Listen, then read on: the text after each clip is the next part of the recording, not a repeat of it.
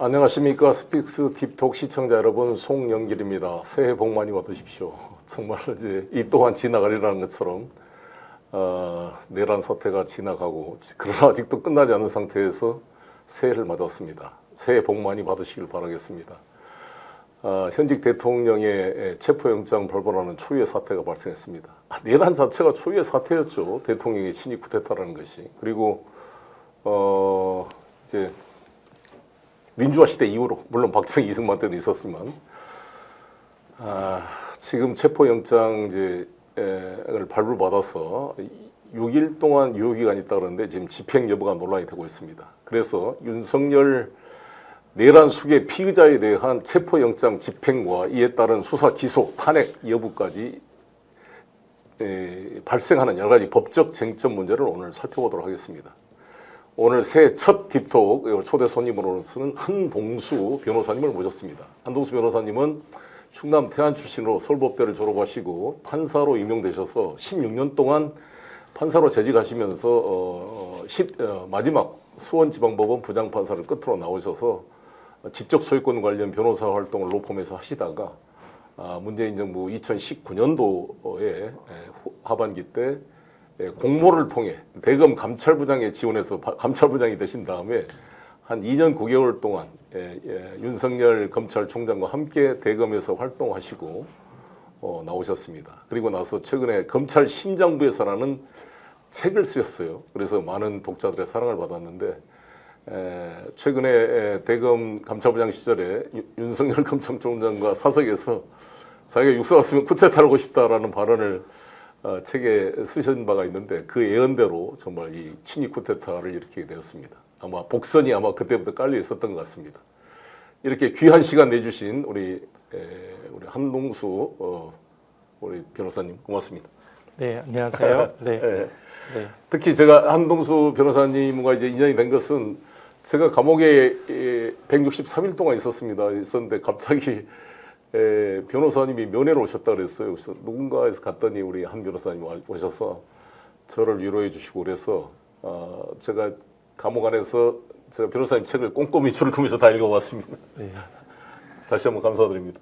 네, 마침 제가 대학을 다닐 때 이제 연세대학교 총학생회장을 하셨고, 또 제가 출근길에 서울중앙지법고 앞에서 어느 이제 송 대표님을 이제 응원하시는 분이 1인 피켓팅을 하는데 뭐랄까 좀 안쓰럽기도 하고 또 이런 마음들이어서 변호사는 이제 접견 신청이 가능하니까요. 가서 배웠던 그런 기억이 있습니다. 네, 수많은 사람들이 제가 어려움에 빠지니까 외면하고 다 손절하는 사람도 있었습니다만, 이렇게 저하고 일면식도 없었는데 이렇게 찾아와 주셔서 이분이 참 이 마음이 인자한 분이구나. 소위 말한 측은지심의 정치라는 이야기를 하는데, 공자님 말씀은 인의 요체가 측은지심입니다. 오늘 이렇게 와주셔서 감사드리고, 특히 일단 그때 책을 쭉 쓰면서 이 판사 출신으로서 대검 안에 들어가서 일종의 내부자들처럼 속사를 쭉 저희들한테 밝혀주셔서 저도 이 윤석열이라는 사람의 성격을 이해하는 데 큰 도움이 됐습니다. 지금 그때 쭉 책을 쓰신 이후로 지금 내란 사태까지를 보니까 어떤 생각이 듭니까? 네, 그 당시 이제 윤석열 검찰총장에 대한 그런 위험성, 네. 또 그런 점에 대해서는 어느 정도 좀 구체적인 채널A 사건, 한명숙 전 총리 사건, 고발사주 사건 등을 직접 감찰 또 수사를 하면서 판사사찰 문건에서는 직접 윤석열 총장을 피의자로 인지하기도 했었죠. 그런 과정을 통해서 그런 위험성 등을 어느 정도 알고 있었기 때문에 일반 국민들께서 느끼시는 것보다는 어떤 충격의 정도는 좀 상대적으로 조금 더 낫지 않았을까 이렇게 생각이 듭니다. 네, 일어날 것이 일어나는구나. 여기까지 갔구나. 이문정 검사님 인터뷰를 보니까 한동수 변호사님과 유사한 것 같아요. 본인도 이 윤석열의 행태를 봐서 구속될 줄 알았다. 자기는 별 충격이 없다. 예측 가능했다. 이런 말씀을 하는 것 같은데, 그게 이제 저는 이문정 검사님의 발언 중에, 검사들은 법을 지키는 사람이 아니라 법을 적용하는 사람이다. 자신들은 법을 적용받지 않는 사람이다. 그러니까 법을 가지고 그냥 다른 사람을 단죄하는 사람이라는 거죠. 그래서 진짜 1년에 윤석열 정부 들어와서 한 40만 건 이상의 압수수색 영장이 집행되고 구속영장이 남발됐는데, 정작 본인이 지금 체포영장이 법원에 발부되는데 저렇게 숨어서 있는 모습이 좀 너무 초라해 보이지 않습니까? 어떻습니까? 네, 맞습니다. 네. 그 본인 스스로 이제 윤석열 기본적으로 아까 조금 전에 측은지심 이렇게 말씀하셨는데 우리나라 국민들은 측은지심들이 굉장히 많고 서로 도와주고 연대하고 이런 힘들이 굉장히 강한 민족인 것 같습니다. 지금 항공 참사 같은 경우에도 여실히 드러나는데요. 반면에 지금 이제 윤석열 이제 권한 행사가 정지된 윤석열 대통령 같은 경우에는 부끄러움을 모르는 정말 수호지심이 없는 시비지심까지 그 결여된 상태에 정말 있던 초법적인 상태, 법을 위반하는 상태, 정말 모범을 보여야 될 그런 위치에 있음에도 불구하고 오히려 초법적이고 법 위에 있는 존재라는 것들을 여실히 드러나고 있습니다. 네. 그 자신의 지지자들한테 신년 메시지 보낸 거 보셨습니까? 윤석열 이제 쪽지 형식으로, 쪽지 형식으로 네. A4 용지 한 장짜리에 쓴 거 네, 보셨죠? 거기에 대해서 이른바 이제 저기 나왔습니다. 한번 보십시오. 네, 그 윤석열 대통령을 투표하였던 네. 보수적인 이렇게 그런 분조차 굉장히 뭐랄까 저런 쪽지는 굉장히 부당하고 불합리하고 좀 있어서는 안 되라는 이렇게 문서라고 얘기하셨고 또 탄핵소추 대리인단이 이거를 헌법재판소에 제출하였거나 할 예정인 것으로 알고 있습니다. 한 변호사님 판사님을 16년 또 재판을 하셨으니까 저런 쪽지를 보면 네. 저게 죄인이 스스로 피고인이 선행자백하는 거 아닙니까? 네, 선행자백하고 거기에 그 정말 감사하다라는 표현들이 네 번 들어가는데요. 네. 예전에 검찰총장 재직 시절에도 출근길에 네. 이 보수적인 집회를 하는 그 내려서 추운데 고생하신다고 그러면서 그러니까 자기의 어떤 지지를 호소하는 그런 과정들은 정말 그분들의 그 연세와 건강을 생각하신다면 이렇게 체포영장에 순순히 응하는 것이 합당한 조치인데 오히려 그런 것들을 조장하는 일종의 선동이죠. 넓은 의미의 감정적인 자극을 통해서 자기의 이익을 확보해 나가는 그런 모습으로 이해됩니다. 국민의힘 국회의원들이나 윤석열 정권의 주요 인사들이 항상 하는 말이 있습니다. 아니 죄 없으면 조사받으면 되지 뭘 이렇게 출두를 안 하려고 그러냐. 네. 이재명, 송영길, 조국 이런 야당 인사를 탄압하면서 단골로 쓰는 말이 그렇습니다. 아니 죄 없으면 조사받아서 결백을 증명하면 될 거 아니냐. 뭐 재판장에 가서 변론해서 무죄를 받아라. 왜 이렇게 느리냐. 이렇게 항상 그 배부른 소리 자신들이 칼자루를 쥐고 있으니까 이런 말을 해야 되는데 정작 이런 사람들이 자신들이 수사 대상이 되면 훨씬 더 핑계를 대고 이리저리 안 빠져나오고 수령 거부하고 정말 일국의 대통령을 했다는 사람으로서 믿기지 않을 정도의 그러한 초라한 모습, 쫄보의 모습, 미몽에 빠져가지고 그래서 조갑재 씨나 이런 보수 우익 인사들조차도 저게 조폭 수준도 안 되고 있으면 양아치 수준이 아니냐. 네, 네. 어떻게 저럴 수가 있어요, 저? 네, 네. 정말.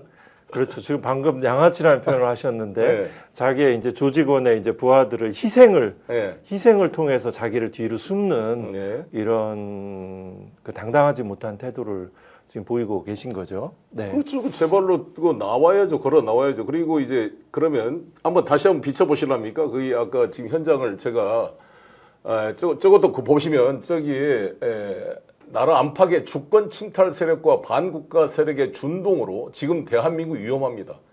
윤석열, 김건희 당신 부부 때문에 위험합니다. 지금 어떻게 자신의 말을 저렇게 잘 묘사하는지 모르겠어요. 남을 묘사한다고 자기는 썼지만 그것은 자신의 얼굴을 묘사하는 것이고 지금 아마 한남동 공간 앞에 현재 모습입니다. 근데 제가 오늘 아침에 제가 남산을 올라갔어요. 남산 올라갔다가 차를 몰고 한남동 공간을 오늘 들려봤습니다. 네, 네. 봤더니 그 나이 드신 분들이 그 새벽까지 추운데 그 앞쪽에 좀 앉아 있더라고요. 근데 그 통로는 확보돼 있기 때문에 저는 검찰이 언제든지 들어가서 전 체포영장 집행할 수 있다고 생각합니다.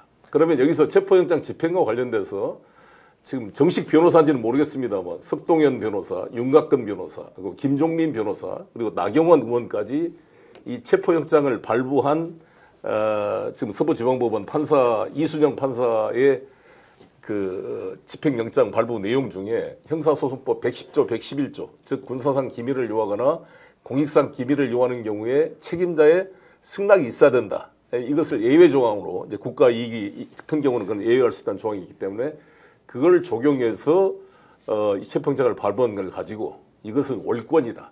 어떻게 법 적용을 판사가 배제할 수가 있는가? 판사의 삼권분리 위반이다. 뭐 조선일보도 또 거기에 맞장구를 치는 그런 글들이 나오고 있는데 이에 대해서 한 변호사님 의견 부탁드리겠습니다. 네, 네. 조금 전에 그 메시지, 그 지지자들에 대한 메시지 중에 그 주권 침탈이라는 단어가 눈에 들어오던데요. 네. 이 주권 침탈은 결국 대통령의 탄핵소추 의결로 통한 권한 행사, 그러니까 대통령의 권한이 제한됐다는 요거를 표현한 것으로 보이는데요. 요거는 정말 반민주적인 그런 표현이죠. 대통령의 권한을 주권에 침탈한 것이 아니고 위법한 내란 범행을 저질러서 대통령의 권한이 합법적으로 정당하게 정지된 것을 주권 침탈이라고 표현하는 것은 마치 자기 것이 아닌 국민이 가지고 있는 주권을 자기 것인 양 그 최고 권력을 사유화하고 있는 그런 망상적인 사고가 드러나는 것 표현으로 보입니다. 그리고 조금 이어서 그 조금 이 체포영장 관련해서 윤곽근 변호사, 그 김종민 변호사, 또 나경원 그 현직 국회의원이죠. 이런 각종 의원들의 그 체포영장의 적법성에 관한 논지들이 제기되고 있는데요. 기본적으로 그 윤석열 검찰총장의 개인적인 일탈과 타락과 이런 변질, 독특한 인간학의 측면뿐만 아니라 윤석열 그런 검사를 그 탄생한 그 배태시킨 그런 검찰 조직의 그 여러 가지 문제점들 속에서 구조적으로 같이 인식을 해야 될 것 같습니다. 왜냐하면 윤곽근, 김종민 변호사 등 또 나경원 변호사는 같이 이제 사법시험을 같이 공부한 사람이죠. 같은 파리학번 동기이기도 하고 다 기본적으로 그 검찰은 아주 긴밀하게 그 과거에 해병대보다 더 긴밀하게 그 오비들 간의 연결점들이 있어서 정말 그 제가 그 이제 판사를 하다가 검찰 조직에 가서 좀 느꼈던 점 중에 하나는 그 법률 규정들을 아주 형식적으로 해석을 해서 갖은 주장들을 해내는 정말 이런 모습들이 굉장히 이례적이고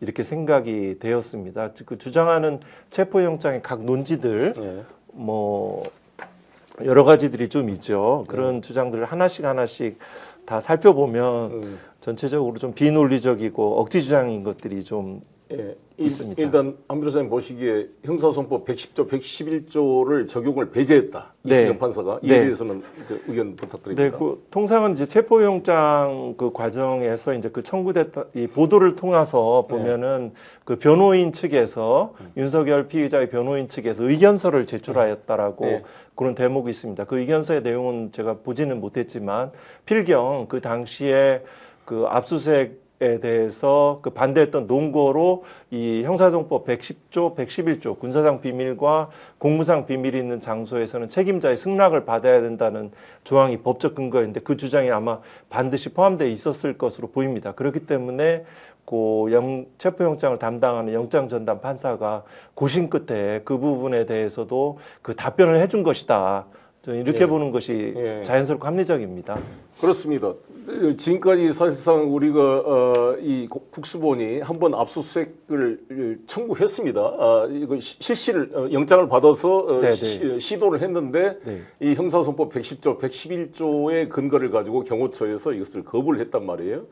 그러니까 이번에도 분명히 이 박은정 그 의원이 잘 말씀해 주셨던 것 같은데 체포영장 플러스 압수수색영장을 같이 발부 청구를 하다 보니까 당연히 윤석열 측 변호인들은 110조, 111조를 가지고 이 영장 발부 기각을 요청했을 것이고 판사님 입장에서는 당연히 그쪽 주장하는 거기에 대한 판단을 해서 적시한 건데 이걸 가지고 무슨 삼권분리 위반이라고 말하는 것 자체는 너무 오바인 것 같습니다. 네, 그리고 기본적으로 이제 그 법리에 대한 여러 가지 치열한 고민들을 했을 것 같고요.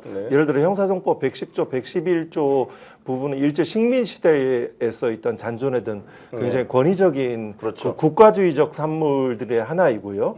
그 공무서 우선주의의 이런 사고이고 현재 일본 형사 모법이었던 일본 형사소송법에도 현재 들어있지 않은 규정으로 삭제된 규정으로 그 이해하고 있습니다. 또 특히 판사들의 업무 패턴 중에 하나가 일종의 그 판사의 결정 이런 주문, 네. 그 판결의 주문들은 그 집행에 해석상의 논란을 불러일으키지 않게 원활한 집행을 염두에 두고 결정문이 나갑니다. 저는 오히려 굉장히 잘된 체포영장이라고 이렇게 생각이 됩니다. 보통 이게 뭐 여든 야든 정도의 차이는 있습니다만 자기 쪽에 유리한 판결. 예를 들어서 이재명 판사 처음에 이재명 사건을 했던 그 허위사실 유포로 유죄를 판결하니까 막 그 신판사를 비판하다가 네. 김동연 판사가 또 이제 위증교사를 무죄를 하니까 막 박수를 치고 또 네. 거꾸로 그런 정도의 차이는 있지만 네. 저는 좀 더 심한 게 보수 쪽이 아닌가 생각이 들거든요. 왜냐하면 네, 맞습니다. 뭐 판결이 나면 항상 고향 따지고 네. 우리법 연구에 따지고 네, 네. 그러니까 사상 검증을 하고 조선일보도 단골로 그렇게 이야기를 합니다. 이 조선일보가 지난번에 김동연 판사도 호남 출신이다 막 공격하고 이러한 이 보수들의 이 아주 독단적이고 정파적인 이 사고 방식이 그대로 이번에 포고령 하면서 계엄 때 김동연 판사를 체포해라. 네. 이런 말까지 들어간 게 된 게 아닌가. 이에 대해서 좀 저는 나경원 의원까지 판사 출신이던 분이 이 우리법 연구를 지적하면서 이번에 이순영 판사에 대해서 판사 쇼핑을 한 게 아니냐. 왜 중앙지법에 영장 청구를 하냐고 서부지법에 했냐. 이런 지적까지 하고 있는데 네. 의견 부탁합니다. 네, 일단 전체적으로 한국 사회 전체에서 갈등과 대립을 통해서 그 정치적인 표를 수집하는 행위들을 계속 이어왔지 않습니까? 윤석열 대통령도 그 어퍼컷의 제스처에 비해서 있지도 않은 독재를 주장하면서 이 검사 신임 인관하고 신고석에서 갑자기 검찰총장으로 적합하지 않은 독재와 전체주의를 이야기해서 제가 그 현장에 있었을 때 좀 놀랐는데요. 이렇게 갈등과 대립을 의도적으로 조장해서 국민들을 분열시키면서 이런 정치 행태에 대해서는 좀 훨씬 더 통합을 해 나가고 좋은 가치를 추구하는 형태로 사회가 변화돼야 될 것 같고요. 지금 이제 그 재판부 판사를 이제 쇼핑했다 네. 이런 논리가 있는데요. 지금 그 이제 그 체포영장, 뭐 구속영장도 마찬가지입니다. 이제 추후 이제 이거는 구속영장 청구가 예상되는데요. 이 사건에 대해서는 그 관할, 토지 관할이라는 게 있습니다. 형사소송법에. 네. 거기에서 이제 범죄지, 지금 뭐 범죄지, 그 다음에 그 피해자의 주소, 거소, 현재지 네. 이 등이 그 관할이 있습니다. 그런데 이제 용산은 이제 안가가 범죄 장소일 수도 있고요. 네. 또 거기에 대해서 현재 그 피의자가 소재하고 있는 장소이고 그래서 그 용산구의 그 토지 관할은 서부지방법원에 있습니다. 아, 그렇군요. 그렇기 때문에 관할이 있는 곳에 적법하게 영장 청구를 한 것입니다. 예. 네. 그래서 네. 글쎄요. 이렇게까지 이렇게 참 안타까운 생각이 들었는데 이 사실상 이번에 계엄의 명분 중에 하나가 야당이 뭐 이재명 대표가 자신한테 유죄 판결한 판사를 탄핵하려고 한다 이렇게 막 과장 유언별을 만들어서 이선 비상계엄의 그런 명분으로도 막 이렇게 홍보를 하고 그랬던 사람들이 정작 자신들에 대해서 적용된 판사의 정당한 영장 발부에 대해서 이렇게 매도를 하고 있습니다. 그리고 특히 이제 김종민 변호사는 이 이제 영장을 집행하는 데 있어서 체포영장을 집행하는 데 있어서 경찰의 도움을, 경찰 기동대의 동력을 받는다 그러니까 수사 지휘 권한이 없는 공수처가 뭘 이걸 한다는 것이냐 이런 지적을 하고 있습니다. 네. 이에 대해서 좀 의견 부탁드리겠습니다. 네, 기본적으로 검찰 출신들은 이제 공수처에 대한 약간의 폄훼, 비하하고자 하는 처음에 이제 단순한 경쟁의 그 권력기관 상호 간의 어떤 견제와 그 균형을 통한 적정한 검찰권 행사라는 취지와 다르게 공수처를 굉장히 좀 부정적인 시각에서 그 출범 자체를 부정적으로 인식하는 사고가 깔려 있는 것 같고요. 그다음 기본적으로 공처법은 모든 어떤 조직과 직무 병의에 대해서 개괄적인 골격들을 규정하고 있을 뿐이고 거기에 대해서 이 공수처법에 규정되지 않은 사항은 검찰청법과 형사소송법을 준용하도록 되어 있습니다. 그렇기 때문에 그 공수처 검사도 검사입니다. 그래서 그 영장 집행에 있어서 그 사법경찰 관리를 지휘할 수 있는 권한을 가지고 있습니다. 그리고 그 지금 그 판결의 집행 또 이제 법원의 기본적인 결정 그 허가장에 대한 집행에 있어서 판결 주문도 마찬가지고요. 경찰은 물론 필요하면 군대 군사력도 같이 동원됩니다. 그래서 이러한 부분들은 그 행정법상 행정응원이란 형태로 그 행정부죠. 경찰도 이제 행안부 소속 이제 그 행정력이잖아요. 이에 필요한 협조를 얻는 것인데, 근데 그리고 무엇보다 이거는 본말이 전도된 거죠. 체포영장에 대해서 그 불법적인 실력적인 저항을 대비해서 그거를 제거하기 위한 정당한 공무 집행에 대해서 그거를 그 발을 걸고 그 태클하고 이런 기괴한 논리를 만들어내는 것 자체가 본말이 전도된 것으로 생각이 됩니다. 일단 그 대통령 경호처장한테도 경고를 하고 싶습니다. 사실상 대통령은 아시다시피 이 내란 외환의 죄 같은 경우는 불소추 특권 적용 대상이 아닙니다. 이미 윤석열은 이 박근혜 때와는 완전히 질적으로 다릅니다. 이 내란 외환의 죄를 지금 범했다고 명백한 증거들이 지금 나타나 있는 상황에서는 사실상 경호 대상이 아니고, 이거는 헌법재판소법상 권한쟁의도 아닙니다. 이 대통령으로서 어떤 그 헌법기관으로서의 권한을 행사한 것도 아니고, 개인 지금 범죄 행위 피의자에 대한 체포영장이고, 압수수색도 그 110조, 111조가 적용 안 되는 이유가 그 자체 압수수색이 아니라 체포를 위한 압수수색의 조건이기 때문에 아니라는 그런 말씀을 드리고요. 아까 제가 한번 띄워보신답니까? 그 법조문 한번 민사집행법 제5조를 한번 띄워보겠습니다. 이게 민사집행법인데요. 우리가 채권 채무 관계가 있을 때 원고가 뭐 대금 반환 청구 소송을 해서 이제 판결을 받았다. 그걸 채무명의라 그럽니다. 그러면 이제 채무자의 재산, 책임 재산을 이제 집달리를 보내가지고 강제 집행해서 자기 채권을 만족시켜야 되는데, 만약에 책임 재산을 회피한다든지 어디다가 그럴 때 그거를 찾기 위해서 집행관이 주거 창고 그밖에 장수수하고 잠금 문과 그 문을 두드려 부실 수도 있습니다. 기구를 여는 등 적절한 조치를 할 수가 있고, 이 항을 보면 제1항의 경우에 저항을 받으면 집행관은 경찰 또는 국군의 원조를 요청할 수 있다, 이렇게 돼 있어요. 네, 맞습니다. 그 집행 권한에 따라서 집행할 때 이제 국군의 원조까지 이제 요청할 수 그러니까 있습니다. 민사상 채권 채무가 이 판결문을 가지고 자신의 채권 집행을 위해 만족을 위해서 채무자가 가지고 있는 재산을 압류해서 저기 군대까지 동원할 수 있게 돼 있는데, 하물며 이 내란의 죄를 범한 피의자를 체포하는데 저는 이 경찰 동원뿐만 아니라 이 수방사, 특전사, 지금까지 내란죄의 그러한 불명예를 벗으려면 수방사 다 동원해가지고 완전히 이 경호처 이 직원들 전부 무장해제시키고, 저항하면은 특수공무집행방해로 전부 다 입건시켜서 사법 처리한다고 생각합니다. 네, 이거를 하지 않으면 앞으로 어떻게 법질서가 유지되겠어요? 아니, 대통령부터 체포영장 거부하는데 무슨 그동안 검찰 여러분, 경찰 누가 피의자 소환하면 나오겠습니까 앞으로? 네, 맞습니다. 말씀하신 대로 법질서, 법치의 핵심입니다. 이 영장에 대해서는 특별한 불법수단이 없을 정도로, 영장은 기존의 어떤 예를 들어서 뭐 이 사건에는 없지만 가서 사소한 어떤 위법이 있다 하더라도 영장의 발부로서 치유되는 그 효과가 굉장히 강력한 것입니다. 그 영장 내지는 확정된 판결에 대해서 그 집행이 이루어지지 않는다면 그건 법치국가가 아니라고 이렇게 말해도 지나친 말이 아닙니다. 수사 권한에 대한 얘기를 좀 드리겠습니다. 제가 계속 설명을 많이 들었습니다만 2022년 3월 9일 날 윤석열 대통령이 당선되니까 이제 5월 9일 취임까지 2달이 남았습니다. 그 기간 동안 민주당 소장파 의원들이 철험회를 중심으로 해가지고 이 검수완박법을 통과시켰습니다. 그래서 2022년 5월 3일 대통령 취임 6일 전에 박병석 국회의장이 이게 의결을 해서 공포가 된 법이 바로 검찰청법 4조 1항입니다. 이 검찰청법 4조 1항에 검사의 직접 수사 대상을 6가지 중에 이제 공직자 선거, 대형 참사, 방위 산업 이 4개를 삭제하고, 이것은 사법경찰관이 조사하는 걸로 하고, 검찰은 오로지 경제 부패 사범에 한해서 수사할 수 있다 이렇게 해놨거든요.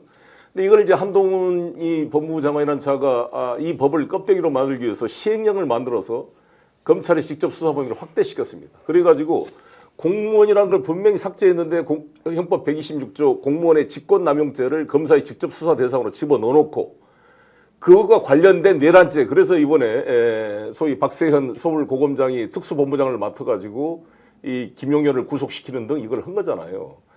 근데 그때 제가 그 영장 담당 그 김용현 영장 발부한 판사의 그 영장 그 판결문을 보니까 검사의 주장대로 그 시행령을 인정하지는 않았더라고요. 않고 그냥 그 2항에 있는 사법경찰관과 공수처 직원의 범죄 행위를 수사할 수가 있기 때문에 김용현은 소위 말하는 이 서울경찰청장, 그다음에 본경찰청장과의 공모관계에 있기 때문에 수사를 하는 것으로 공여지책으로 해줬더라고요. 그러나 저는 이 검찰이 이것을 수사 기소한 것은 검찰청법 4조 1항의 위반 소지가 크다고 봅니다.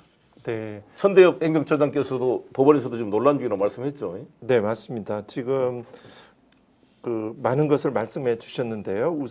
우선 이 검찰청법 4조 1항 그 검사의 직접 수사 개시 범위와 관련해서 그 송영길 대표님도 현재 이제 재판을 받고 이렇게 계신 것으로 알고 있습니다. 그 현재 그 검찰청법이 말씀하신 대로 부패 경제 범죄 외에 이제 공직자 범죄, 선거 범죄, 그 대형 참사, 그다음 방위 산업 이런 범죄들이 다 이제 삭제가 되고 부패와 경제가 됐는데 그 취지들에 대해서 이제 그걸 대통령령 시행령의 그 형태로 그 법률의 범위보다 훨씬 더 넓은 범위로 검사가 직접 수사권을 여전히 가지는 것으로 이렇게 운용해 오고 있는데요.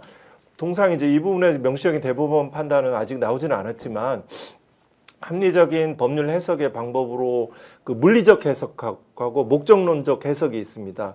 그 5개의 범죄 유형에서 그 3개를 그 빠뜨린 것은 그만큼 직접 수사의 범위를 축소하자는 그 여야 간의 합의가 있고 그에 따라서 이제 국회가 통과를 되었음에도 불구하고 그걸 원래의 형태로 그 복귀시킨 그 해석은 그 문헌상의 대조만을 봐도 그 부패와 경제의 범위를 벗어나는 그 시행령 규정이 바로 확인할 수 있고요.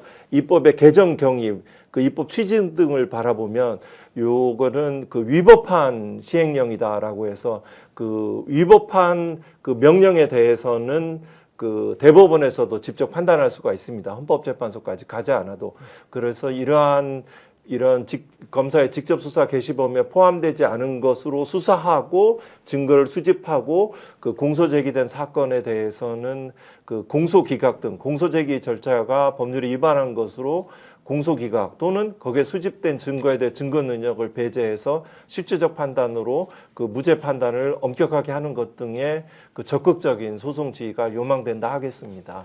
지금 변희재 씨가 이런 주장을 걱정을 하고 있어요. 뭐냐면 공수처도, 그러니까 검찰은 아까 말한 대로 위헌적인 시행령, 즉 헌법 75조의 위임위법의 한계를 벗어난 국회가 분명히 공무원 범죄는 검사가 하지 말라고 삭제를 했는데 직권남용죄를 집어넣은 것은 위헌적인 시행령이다라고 이제 지적을 하고 있는데 공수처도 직권남용죄는 수사는 할 수 있지만 직권남용죄는 현직 대통령은 이 소추가 안 되기 때문에 수사할 수 없고 오로지 내란과 외환의 죄만 소추 면제가 안 돼서 수사할 수 있는데 공수처가 직권남용죄로 현직 대통령을 수사한다는 것은 헌법 위반이다.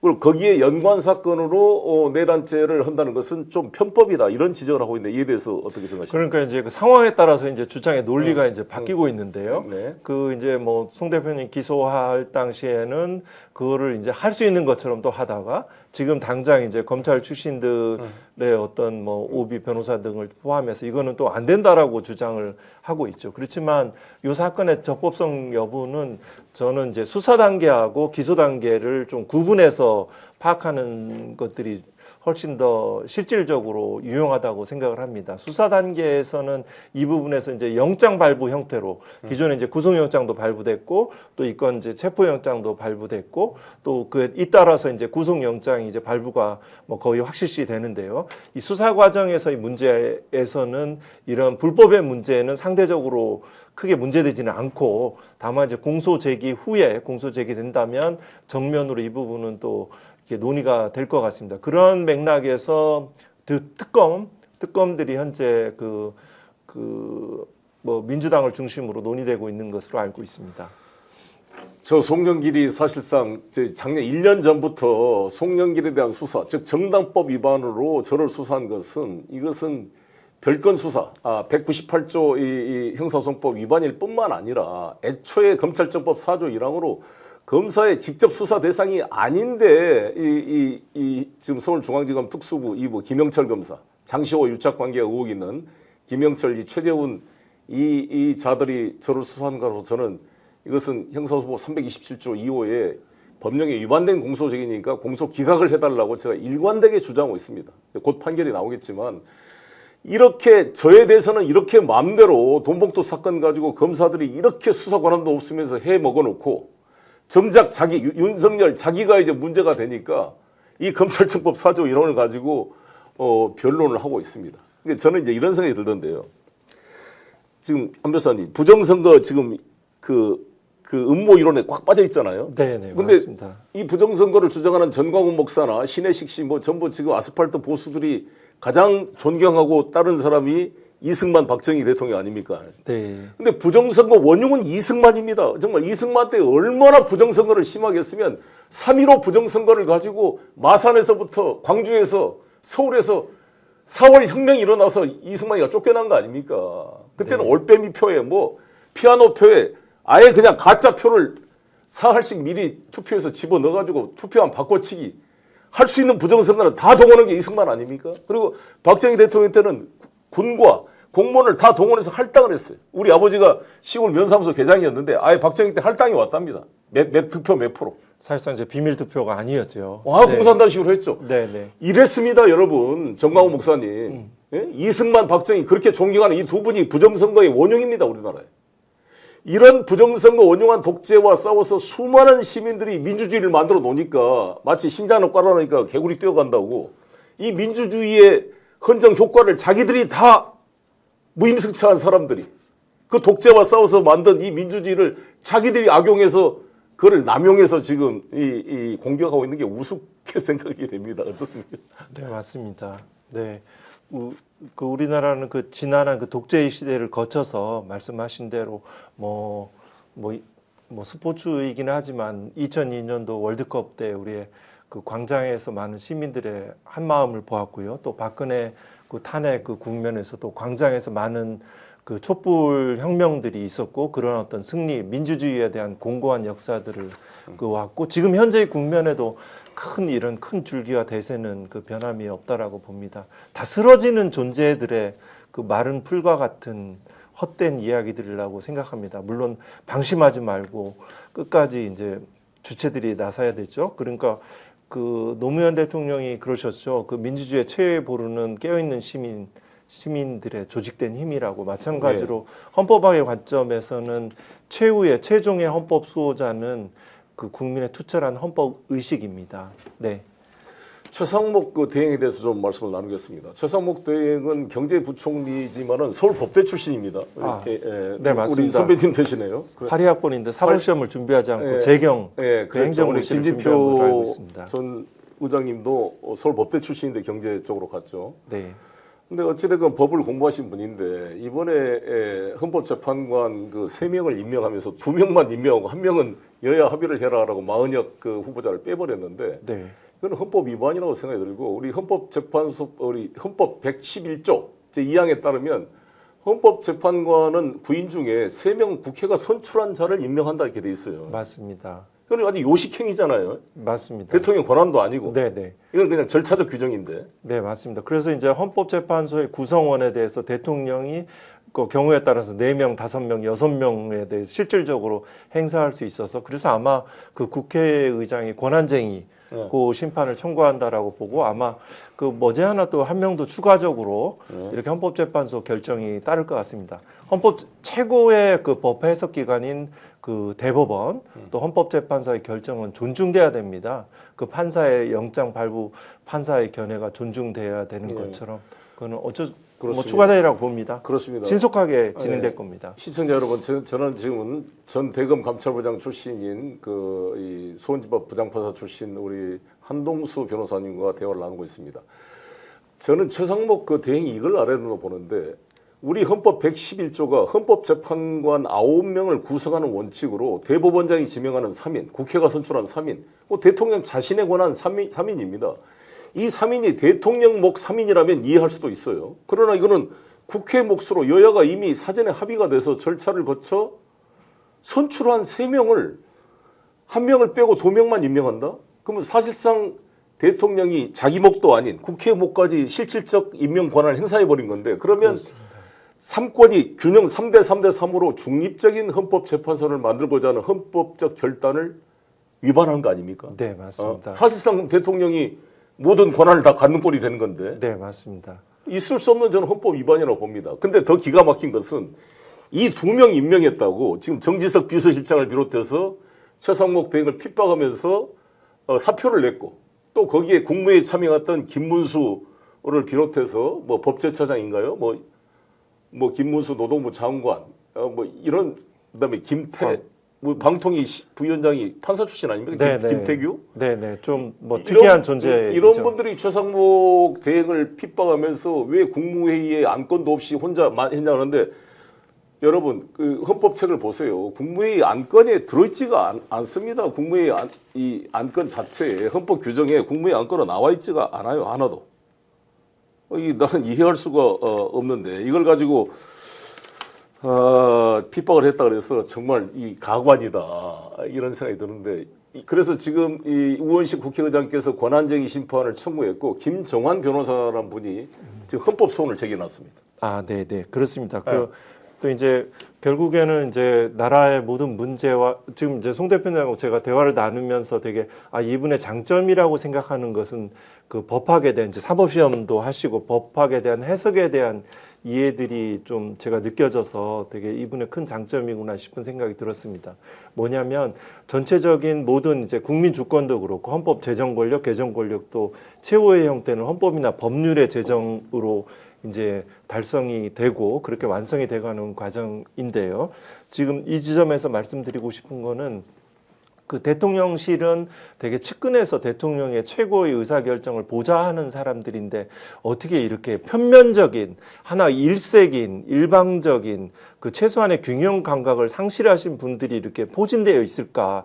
그렇게 된 이유는 무엇일까? 기존에 그 기본적으로 뭐 새는 좌우의 날개까지 난다는 말도 있지만 기본적으로 다양한 의견들을 수렴해서 좋은 결정을 하는 것이 이제 대통령의 이제 정파적인 이해를 초월하는 지위에 있는 것이 이제 대통령인데 왜 그렇게 될 수밖에 없는가? 본인에게 반대하는 견해를 내치는 인사권을 행사해 오지 않았을까? 그 구성원들이 아닐 때 아니라고 말하지 않는 그런 형태의 어떤 리더십을 발휘하지 않는다. 뭐 늦었지만 또 새롭게 잘 구성되길 바랍니다. 정말 이게 생떼, 미몽, 치졸, 비겁, 쫄보 이런 수많은 말들이 있습니다만 이 박지원 의원께서도 이걸 지적을 했더라고요. 아니 비상계엄 선포할 때 그렇게 길을 쓰고 막고 사표를 내고 저항을 했어야지. 그때는 아무 소리 못하고 끌려가던 사람들이 정작 최상목 대행이 헌법재판관 3명도 아니고 2명 임명을 가지고 이 난리를 친다고 보니까 이 윤석열 주변 세력과 국민의힘 세력이 얼마나 민심과 지금 유리돼 있는지 자기들만의 세상에 살고 있는지 그걸 좀 느낀 것 같아요. 그 격분과 이익의 제공을 통해서 그 주변들이 아마 얘기하지 못했을까 했을거라고 봅니다. 검찰 내에서도 의사결정을 관철하는 수단으로 그 격분, 화 이런 부분들을 사용하였으니까요. 네.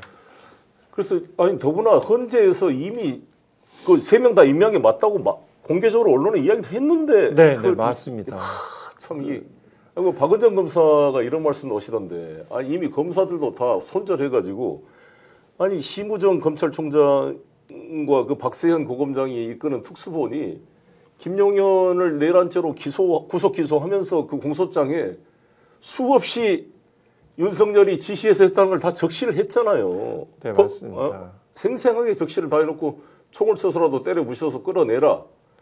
이거는 명백한 이 형법상 내란죄에 헌법기관을 병력을 동원해서 무력화시키는 내란죄 구성 요건에 딱 해당이 되는데 이걸 보고 다른 사람도 아니고 판사 검사 출신의 권영세 지금 비대위원장 뭐 권성동 뭐 나경원 이 김기현 이런 사람들이 이 말도 안 되는 논리로 변론하는 게 다른 나라에 사는 사람들이 아닌가 생각이 듭니다. 네, 맞습니다. 그 박은정 이제 그 의원은 이제 검사 출신으로서 이제 검찰의 조직과 그 내부 정보를 어느 정도 파악하고 있으니까 이제 그런 말들을 이제 하신 것으로 보이는데 기본적으로 검찰들은 권력의 향배에 대한 안테나 더듬이가 굉장히 발달된 그 특성을 가지고 있습니다. 다만 그 지점에 있어서 또 과거와 같은 윤석열 개인의 문제가 아니고 검찰 조직의 그러한 괴물을 탄생시킨 검찰의 구조적인 문제점들은 다 기본적으로 인식하고 있으시라고 생각을 합니다.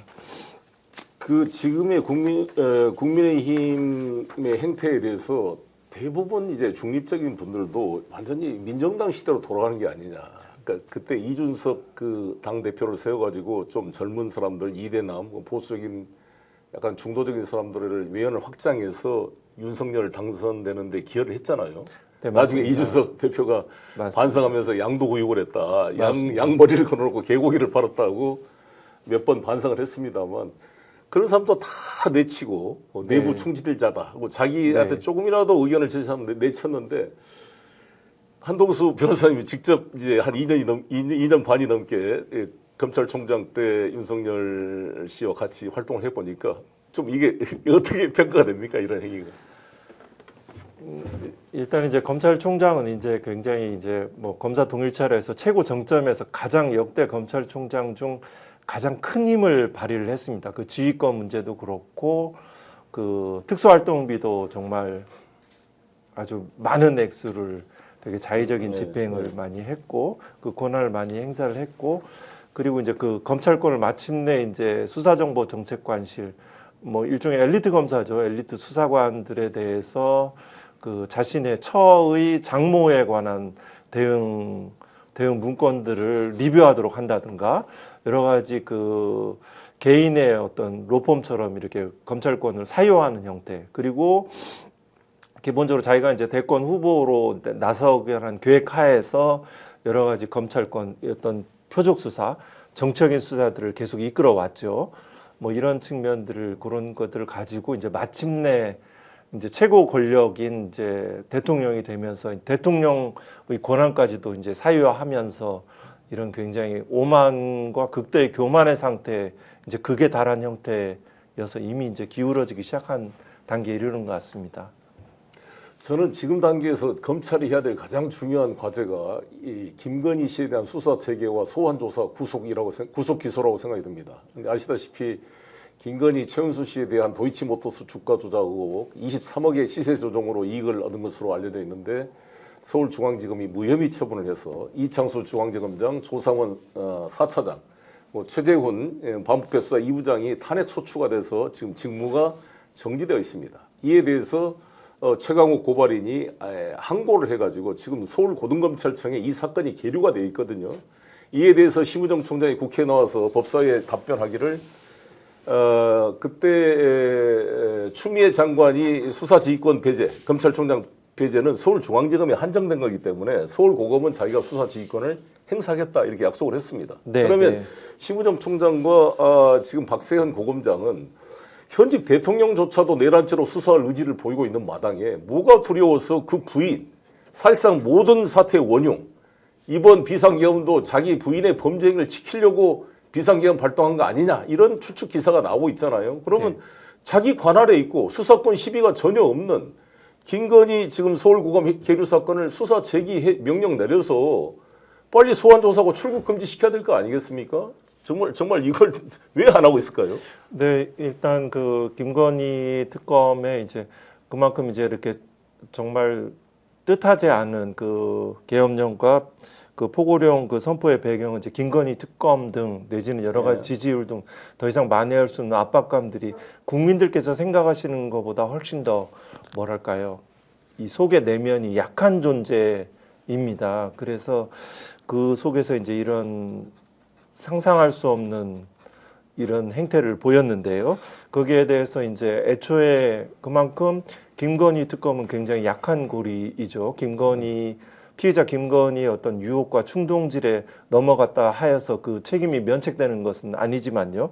그리고 기본적으로 검찰 조직 자체에 대해서 저는 뭐 기존의 과거의 어떤 행동, 바로 직전에 김건희에 대해서 주가 조작 사건, 공소장만 쓰면 된다라고 내부에서 공공연하게 얘기할 정도의 사건을 번연히 무혐의 했던 바로 그 사람들 아닙니까? 무엇이 바뀌었습니까? 그렇게 그 기본적으로 지금은 다 윤사단이 아니라고 이제 손을 젓는다고 하는데요. 그 기본적으로 하지 못하는 사람들은 범죄와 비위를 같이 한 것이고요.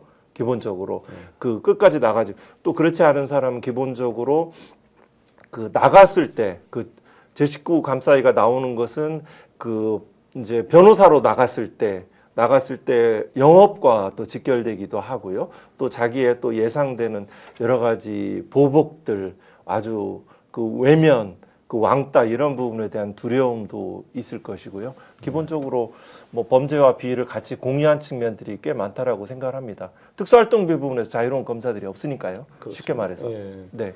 아유, 뭐 벌써 시간이 금방 갔네요. 네. 이제 마무리해야 될 시간인데요.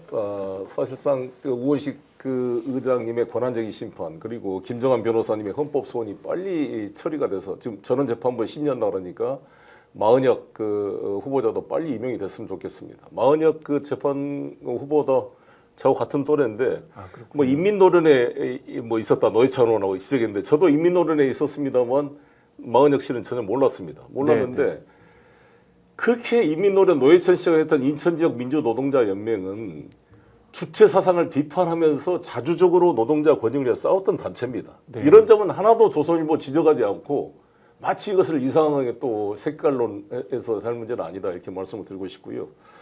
그리고 국민의 70% 이상이 찬성하는 이 김건희 특검법과 내란 특검법을 압도적인 국회의원들이 표결로 입법을 법안을 통과시켰는데 이것을 권한 대행에 불과한 최상목 그 대행이 아무 없이 다 거부권 전부 거부권을 행사하면서 헌법재판관은 대행이니까 임명을 못한다는 이 논리가 무슨 논리입니까? 이런 말도 안 되는 이 논리를 어떻게 이 권성동 원내대표를 비롯한 이런 이 국민의힘이 이렇게 하고 있는지 국힘은 이런 식으로 계속 나가게 되면 저는 그 통합진보당 사례에 비춰봤을 때 새로운 정부에서 이 정당 해산 심판 청구를 할 수 있다고 보는데 어떻습니까? 네네. 일단은 이제 모든 것들이 이제 어느 한 단계별로 이제 집중해야 될 지점들이 네. 있고요.